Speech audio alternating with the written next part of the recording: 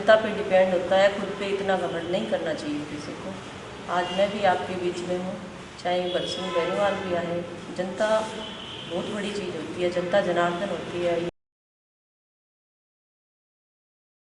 सबसे पहले सभी पत्रकार साथियों का और छायाकार बंधुओं का यहाँ पहुँचने पर सभी का बहुत बहुत धन्यवाद करते हैं।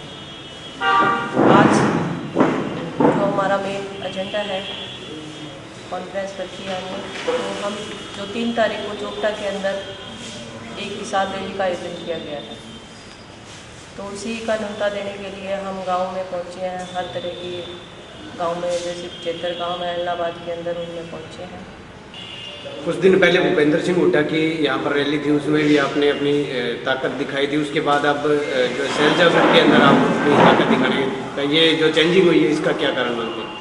देखिए, एक आप कह रहे हो कि भूपेंद्र सिंह हुड्डा गुट और सैलजागढ़, देखिए ये गुट का जो नाम है ये विपक्ष पार्टी ने दिया है। जो कांग्रेस पार्टी है उसके अंदर ऐसा कोई गुट नहीं है, क्योंकि कांग्रेस पार्टी जो है इतना बड़ा परिवार है, अपने अपने स्थान पे सारे मेहनत कर रहे हैं। तो सभी का एक ही जो मेन मकसद है कि कांग्रेस पार्टी की सरकार बने। तो उन्हीं का संदेश लेके हमारी जो इस बिरादरी की नेता है और वो हमारे बीच पहुंच रहे हैं। उनके ऊपर भी ऊपर का आदेश है, और बहन सोनिया गांधी जी का और राहुल गांधी जी का, हमारे राष्ट्रीय अध्यक्ष मल्लिकार्जुन खड़गे का संदेश लेके वो हमारे बीच पहुंच रहे हैं। कितनी भीड़ होगी इस रैली में, कहाँ से लोग आएंगे? देखिए, ये एक हल्के की रैली है, इलाहाबाद हल्के की रैली है, और हम गांव में गए हैं, चेतर गांव हमने कवर किए हैं। तो इलाहाबाद हल्के के लोग यहाँ पे पहुँचेंगे, और एक ये जो रैली है ये विशाल रैली होने जा रही है, क्योंकि ये रैली रिकॉर्ड तोड़ने वाली है। गांव के अंदर आप गए हैं, आपने अभी बताया कि लोग खफा हैं, तो किस प्रकार से खफा लोग दिखाई दे रहे हैं? क्योंकि बीजेपी तो एक तरफ दावा कर रही है कि हमने नौकरियां दी हैं और पारदर्शी तरीके से हमने पूरा सिस्टम को चलाया है, तो खफा जो लोग दिखाई दिए वो क्यों खफा है, किस प्रकार से? देखिए, बीजेपी बातें बहुत बड़ी बड़ी करती है, झूठे वायदे किए हैं। पहले इन्होंने वायदे किए थे कि 2 करोड़ नौकरियाँ दी जाएंगी। आज हमारे युवाओं को देखो, कहाँ है वो 2 करोड़ नौकरियाँ? मैं आपसे पूछना चाहती हूँ कि कहाँ है हमारे जो युवा है, आज बेरोजगार है।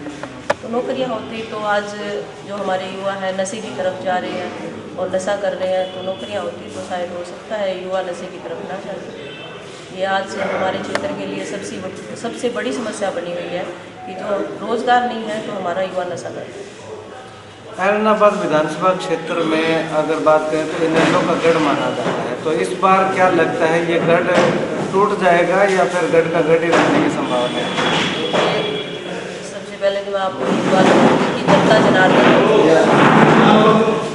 और जनता क्या चाहती है, ये चीज़ सामने दिख रही है, और हमें ऐसा ही लग रहा है कि ये गढ़ जो है ये टूटने वाला है, क्योंकि जनता हर तरह से परेशान है। एक 10 साल की बात ना करते हुए मैं 20 साल की बात करूँगी कि इलाहाबाद के अंदर कोई भी विकास नहीं है। तो आपकी इच्छा है क्या चुनाव लड़ने की? अब रैली कर रहे हो आप, शंखनाद इसको कह सकते हैं लोकसभा विधानसभा का इलाहाबाद से। देखिए,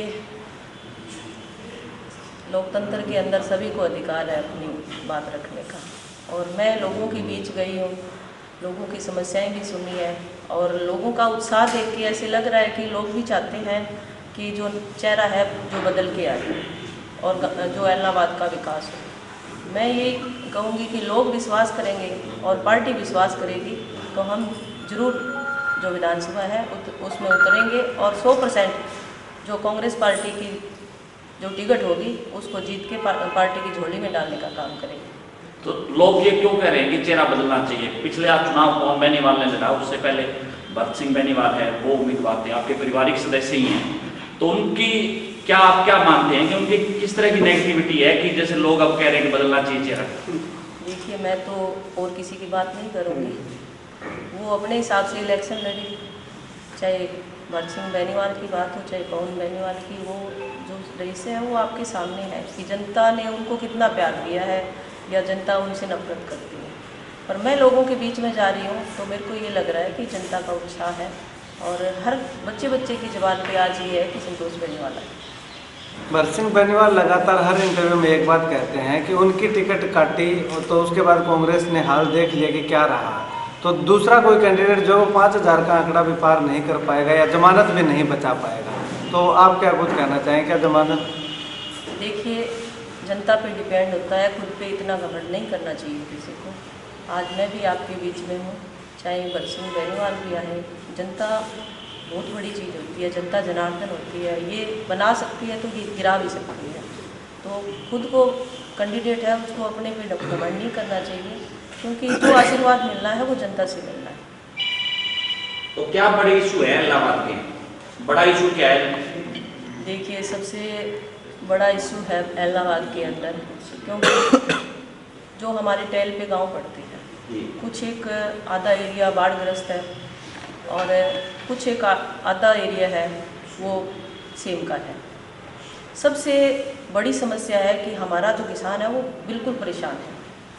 और दूसरा, आप देख रहे हो कि नशा है जो हमारे क्षेत्र में इतना बढ़ चुका है, क्योंकि आज जो युवा है उनके लिए रोज़गार नहीं है और युवा नशे की गिर पड़ते हैं। सबसे बड़ी समस्या है।